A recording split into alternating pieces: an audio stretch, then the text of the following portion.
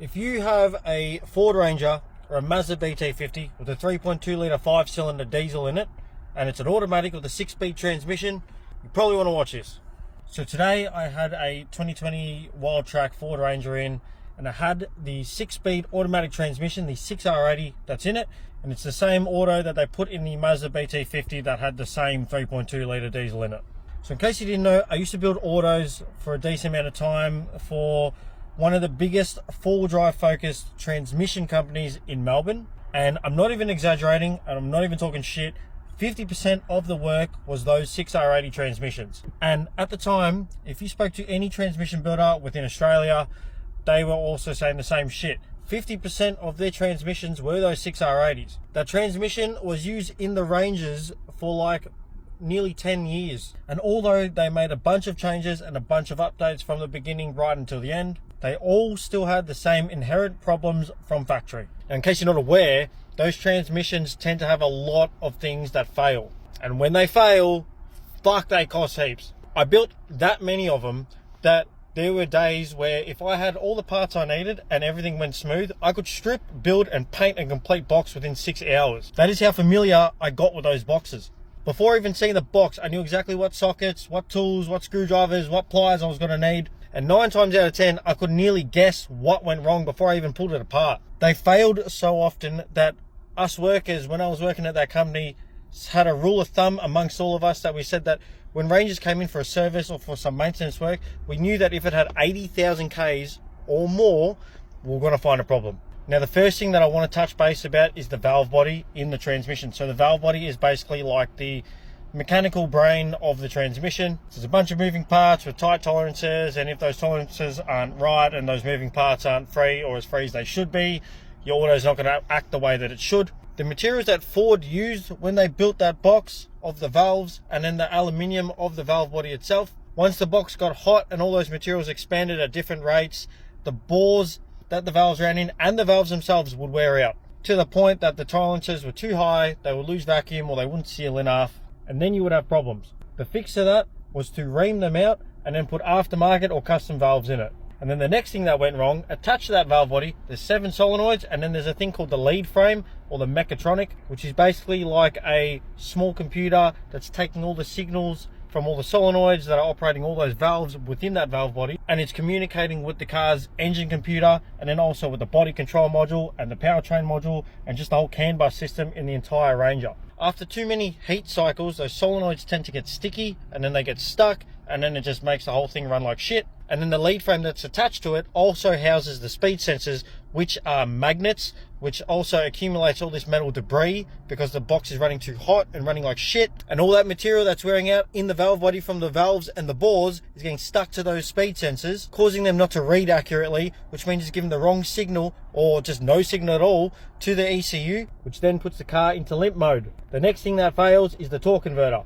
There's 2 types, you got an early and you got a late, and they both fail. The biggest failure that was very common and that I saw all the bloody time was from factory, the plate that is welded to the torque converter, it's welded in like 6 spots, I think, off the top of my head. And it has studs that come off it, and you bolt that to the flex plate on the crank, and that is what connects your torque converter to the engine crank. The welds on that plate snap. So unlike the valve body, when that starts wearing out, it gives you a bit of a heads up. Your car will start to like shift like shit. You're either going to have harsh shifts, soft shifts, delayed shifts. Something's not going to be right. You're going to feel it and you'll know. Whereas with that torque converter, when that decides to fail, there's no heads up. It just snaps, and then you lose all gears altogether, and then you need to go call a tow truck and get your wallet ready.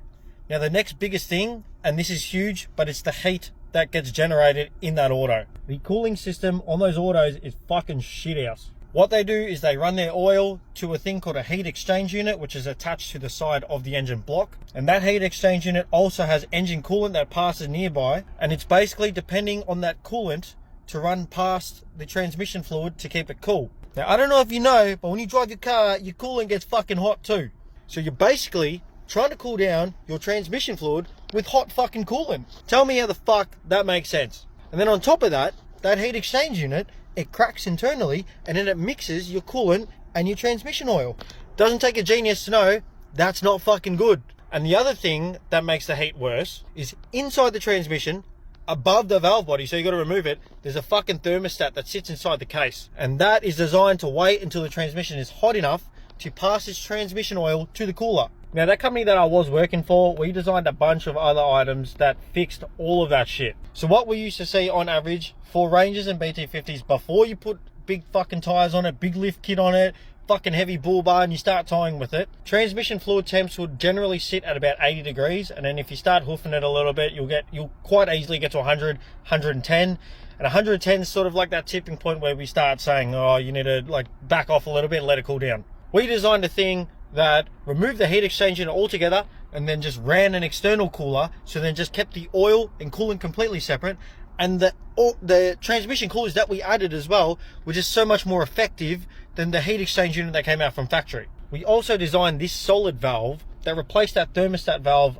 above your valve body in the case, which meant that the transmission oil flowed straight to the cooler even when it was dead cold. It didn't wait for it to get hot enough to make it want to go through the cooler. So what that meant was it was a lot harder to build up temp in the transmission fluid. And what we saw, literally, we sold these sort of items for lots of different transmissions, but this one in particular for the 6R80, literally like a 20-degree drop across the board, and it made it that much harder to even get it up to say 80 degrees. I think if it was like a really hot day with no airflow and you're towing and you had heavy shit attached to the car, you might hit 100, but you're pushing it.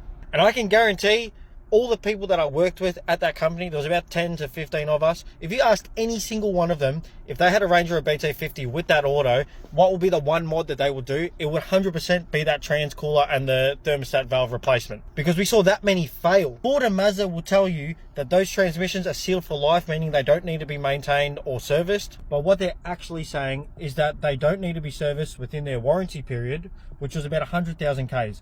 And I can tell you now, we used to see that many fail before 100,000 Ks. We saw that many people that had to get their autos replaced under warranty, and 100% it was purely because they weren't being serviced. And another thing is, they tell you that they're sealed for life and don't need to be serviced. They removed the drain bug from the pan, but up on the side of the case there's a 19mm dipstick. If they didn't need to be serviced and the oil didn't need to be changed, why is there a dipstick? And like any fluid, once it gets hot, cold, and running through the cycles, it's gonna lose its properties and its additives, and it's just going to lose its viscosity as well. There is no fluid that doesn't need to be changed in the world. Otherwise they would have made that for your engine and your diff and your transfer case. Anyway, the reason why I thought about talking about this is because today I had a Wild Track Ranger that had 40,000, knocking on the door of 50,000 Ks, and the owner is a little bit smarter, and she knows that maintenance is always cheaper than repairs. So I had the car for a complete major service, so that's belt, air filter, cabin filter, fuel filter, oil, but then we also did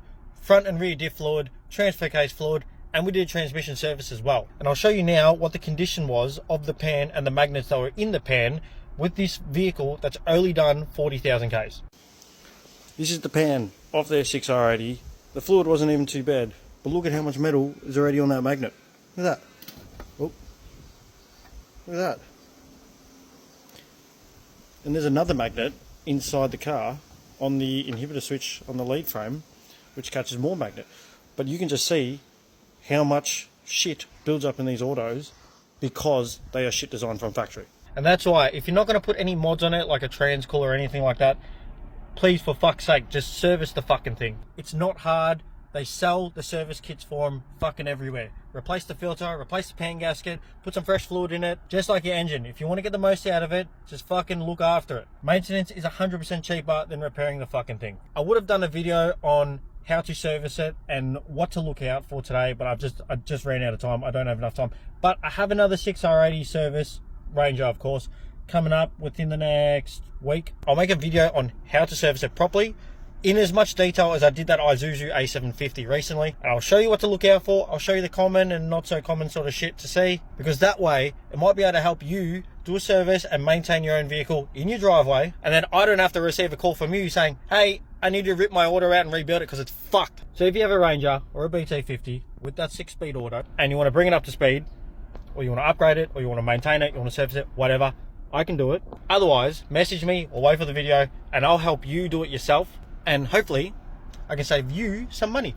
Anyway, I'll make a video on that 6R80 hopefully next week. And until then, we'll see you in the next video.